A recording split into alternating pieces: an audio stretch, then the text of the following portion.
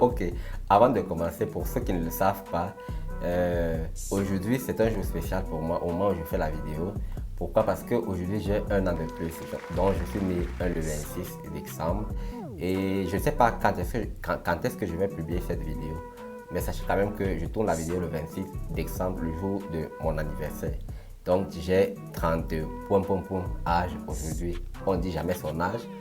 Je, je vous laisse donc deviner quel âge j'ai aujourd'hui. Alors, dans la vidéo d'aujourd'hui, qu'est-ce qu'on va faire? Je reçois énormément de messages au quotidien. Les messages que je ne parviens pas à répondre parce que je ne peux pas répondre à tout le monde au même moment. Donc, j'essaie d'apporter les réponses au jour le jour. Mais j'ai quand même pu constater qu'il y a certaines questions qui revenaient le plus souvent. Donc, aujourd'hui, qu'est-ce qu'on va faire? Je vais sélectionner 3 à 4 questions pour ne pas que la vidéo ne dure une éternité. Je vais prendre 3 ou 4 questions qui reviennent le plus souvent et je vais essayer de répondre tout de suite. Mais avant d'apporter ces réponses-là, ces éléments de réponse, prenons d'abord notre générique préféré.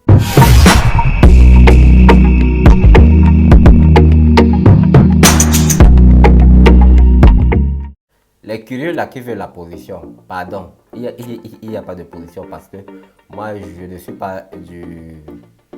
pas trop anniversaire et consort.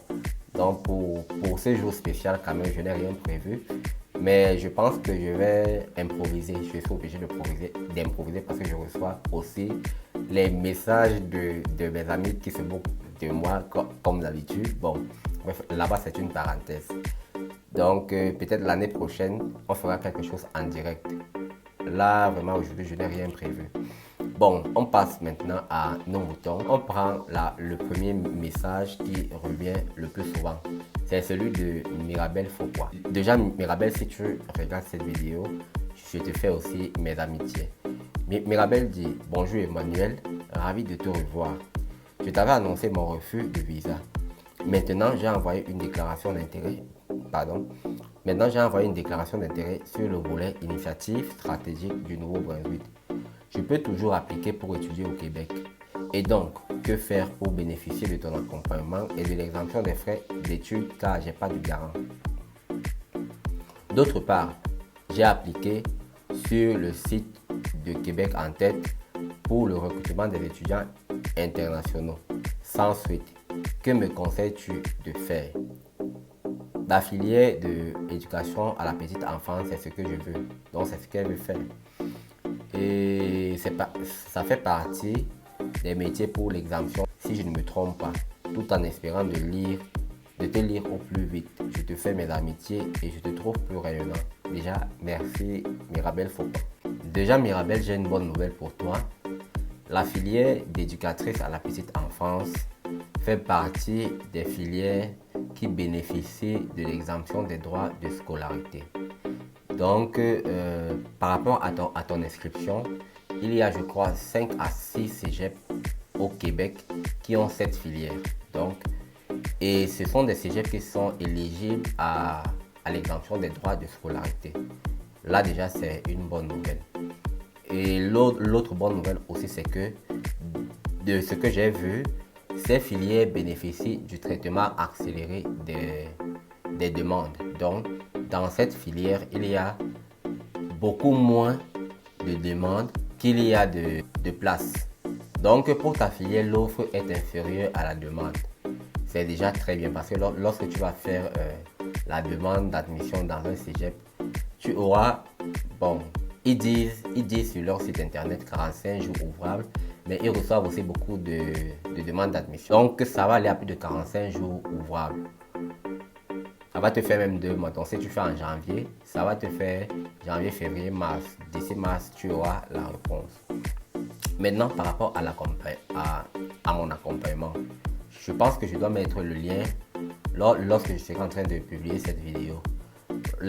L'accompagnement se passe sur Cela et sur WhatsApp.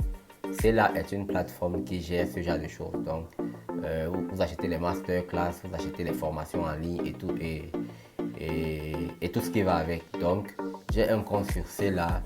Je vous envoie les liens le lien, donc je t'envoie le lien et je mettrai le lien en description de la vidéo pour que toute personne ayant besoin d'une petite consultation pourra me booker directement sur cela. Donc maintenant je crois que j'ai répondu à toutes les questions. Non, il manque celle de Québec en tête. Franchement, je déconseille l'inscription sur Québec en tête. Pourquoi? Parce que quand vous faites déjà votre inscription, vous ne payez pas les 85 $. D'accord? Et lorsque vous ne payez pas les 85 $, l'inscription sur Québec en tête se passe du genre que vous remplissez un formulaire, vous mettez vos informations et basta. Par contre, sur le site officiel du SRAQC, je vais mettre le nom ici à côté. Sur ce site internet, vous avez la possibilité de voir tous les cégeps, donc tous les cégeps du Québec qui sont éligibles à l'exemption des droits de scolarité. Et par cégep et par programme aussi, vous avez les conditions d'admission à chaque programme et à chaque cégep. Parmi les conditions d'admission générale, vous devez avoir un test de langue française qui peut être le Braille ou bien d'autres tests, mais je conseille beaucoup plus le Braille parce que vous passez le Braille en ligne et après votre test, vous avez directement les résultats. Donc ça ne met pas long et c'est moins cher. Pour ceux qui sont en Afrique francophone, là c'est 55 000. Je mettrai aussi le taux en dollars canadiens ou bien en dollars américains quelque part là. Donc le Braille il est plus rapide. C'est 2 modules, la compréhension orale et la compréhension écrite. Donc les questions sont en forme de QCM.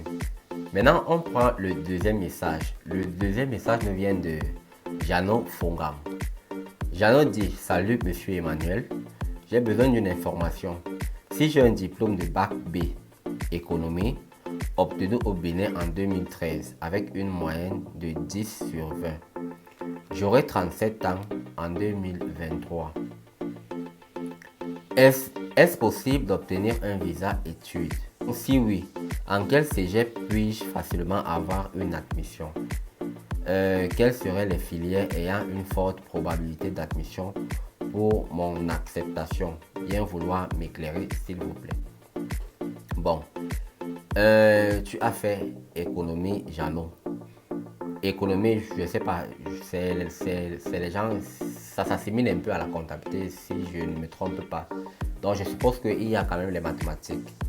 L'astuce que moi je te donne, c'est que déjà avec ton bac en économie, es-tu fort en mathématiques? Es-tu fort ou as-tu eu des bonnes notes en mathématiques, en sciences physiques, en informatique? En fait, c'est ça qui doit déterminer le choix de ta filière. Pourquoi? Parce que dans les cégeps, de ce que j'ai vu et de ce que j'ai constaté, les 3 matières qui reviennent souvent, c'est les mathématiques, les sciences physiques, la chimie. Pour ceux qui veulent faire médecine, on leur demande d'avoir une note supérieure ou égale à 10 de moyenne, à 10 sur 20. Je crois aussi en mathématiques. Bref, c'est deux matières ou bien une. Ou bien même il y a certaines filières qui ne demandent aucune de ces matières. Donc, tu vas prendre tes relevés de seconde, première et terminale. Donc, tes bulletins de seconde, première, terminale. C'est les notes que tu auras obtenues là-bas qui détermineront le choix d'un programme dans un cégep au Québec. D'accord? C'est comme ça que ça marche en fait. Parce que vous ne pouvez pas avoir par exemple un bac en économie où vous avez de faibles notes partout en mathématiques, en sciences physiques, en économie et vous prétendez vouloir faire par exemple le génie mécanique ou bien le génie informatique. Ça ne va pas passer. Donc, c'est les notes que tu auras obtenues en seconde, première, terminale qui détermineront le choix d'un programme dans un cégep. Donc, en fait, c'est ce que je fais en consultation. C'est ce que les agences de voyage appellent études du profil. Donc, en fonction de ton profil, je vais voir le programme qui te correspond le mieux au Québec, donc dans un cégep au Québec. Et si oui, en quel cégep puis-je facilement avoir une admission? Tout ça dépendra toujours de ton profil. D'accord? Parce que quand tu dis bac B, je ne connais pas les moyennes que tu as. Tu as eu en seconde, première et terminale. Parce que pour faire ton inscription au cégep, tu auras besoin des bulletins de seconde, première et terminale. Donc, il me faut ça pour savoir déjà ce que tu peux faire. Mais si par exemple tu as eu une note, si par exemple tu étais fort en mathématiques, par exemple, au secondaire, en seconde, première, terminale, je peux te conseiller de faire informatique, génie électrique, génie mécanique. Et si aussi tu avais de bonnes notes en sciences physiques. Donc, si tu avais de bonnes notes en mathématiques, en sciences physiques, je peux te conseiller génie électrique, génie mécanique, génie informatique, si ces filières te plaisent. Maintenant, si ces filières ne te plaisent pas, tu peux t'orienter vers les filières du tertiaire, donc les comptabilités et autres. Si là-bas aussi ça ne te plaît pas et que tu souhaites faire la médecine, il faudra, je pense que pour la médecine, on demande souvent de bonnes notes en sciences physiques, en chimie, en sciences de la vie et de la terre, en biologie, des trucs comme ça. Donc voilà pour ta question. Et je ne peux pas te dire comme ça, les cégeps, il y a tellement de cégeps. Il y a tellement de cégeps et de programmes. Donc je saurais te dire comme ça. Donc, si tu as besoin de plus d'éclaircissements sur ton cas particulier, sur ton profil, il y a le lien en description de la vidéo pour la consultation. Tu me contactes pour la consultation. Maintenant, on prend un troisième message. Le troisième message nous vient de Armand Nidieu. Bon, je ne sais pas si j'ai écorché ton nom, mais si je l'ai fait, excuse-moi.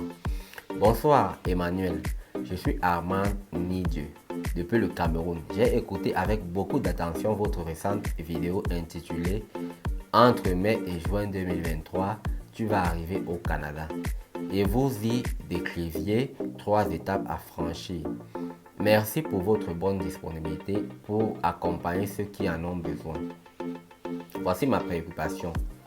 Quels sont les frais par étape, s'il vous plaît? En dehors du programme étudiant, y a-t-il d'autres programmes qui offrent la même possibilité d'immigrer au Canada en 6 mois? Si oui, lesquels? Que Dieu vous bénisse. Merci. D'accord. Déjà, les programmes qui permettent d'immigrer au Canada en 6 mois.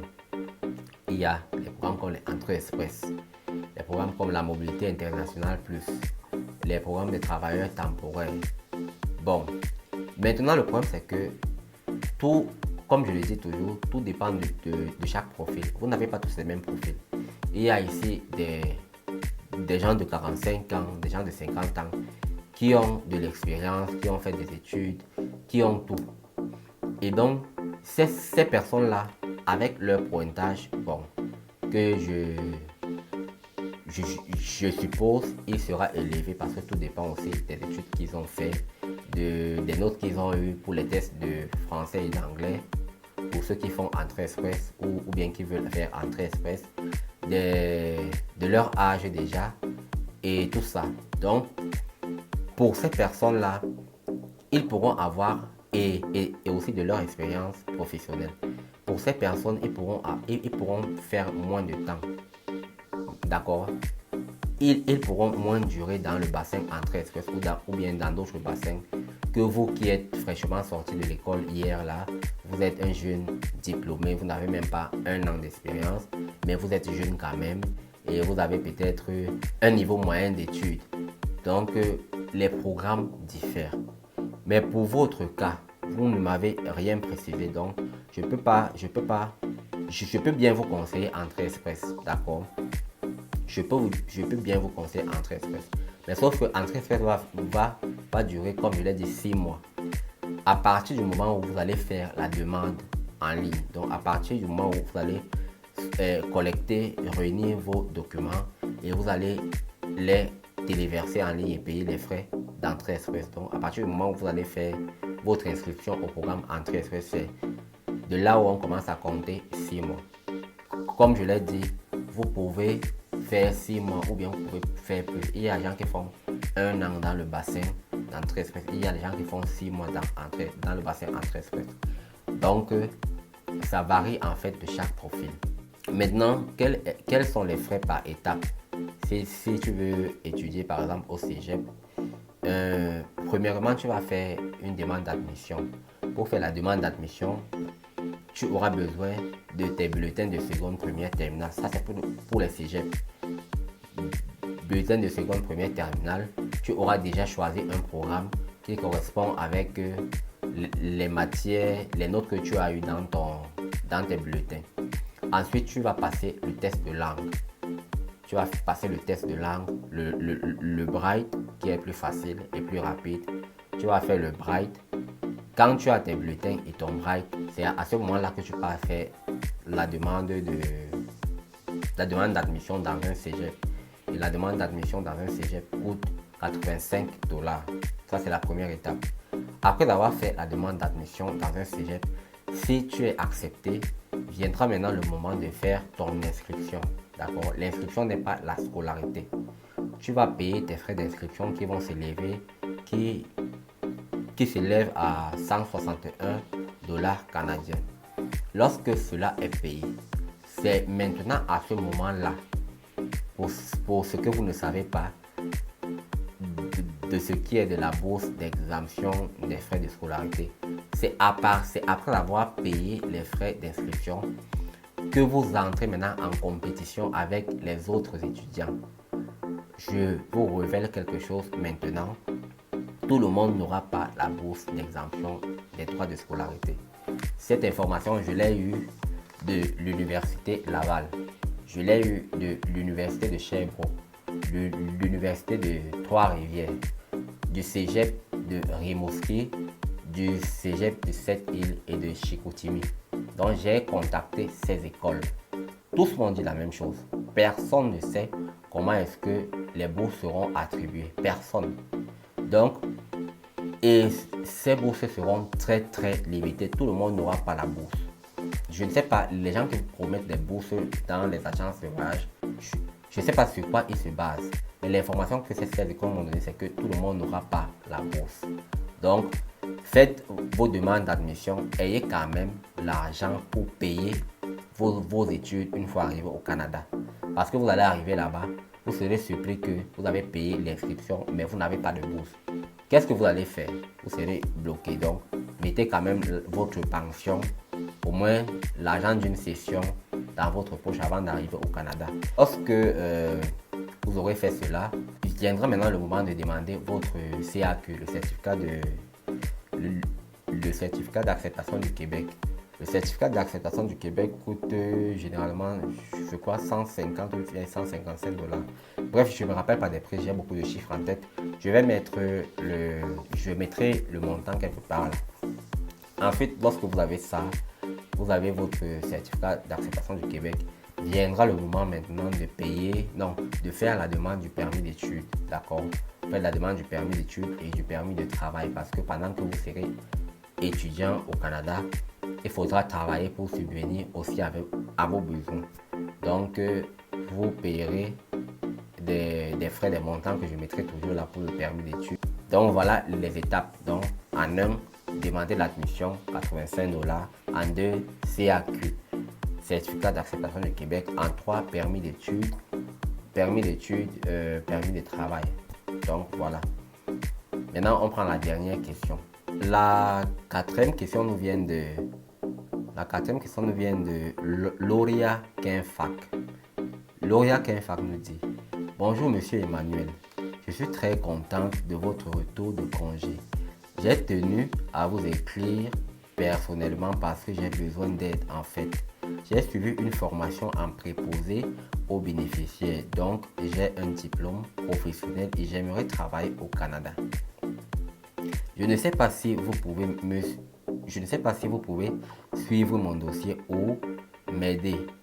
Je tiens aussi à préciser que je n'ai pas beaucoup d'argent ou je n'ai pas beaucoup de moyens, mais j'ai de quoi payer un visa et un billet d'avion.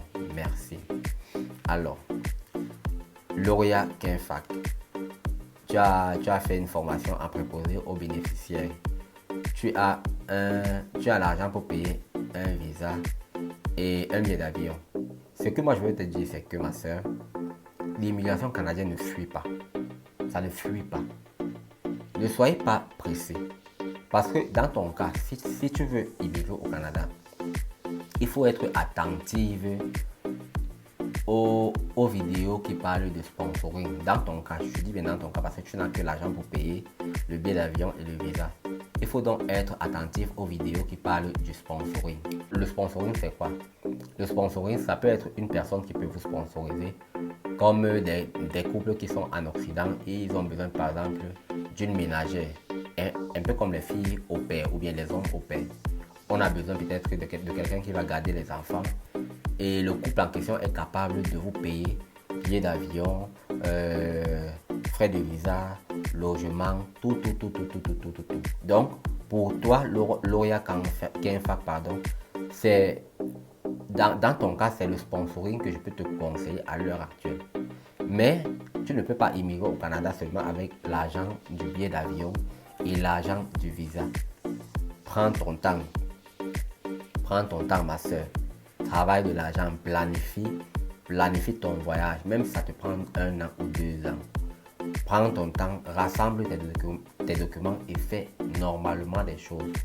Tu comprends, ne sois pas pressé parce que tu vois des opportunités en or et ton corps est excité, ton cœur veut absolument être au Canada tout de suite. Non, ça marche pas comme ça. Ça marche comme ça seulement si tu as un cas ou bien tu as une proposition de sponsoring. Mais même les propositions de sponsoring sont rares.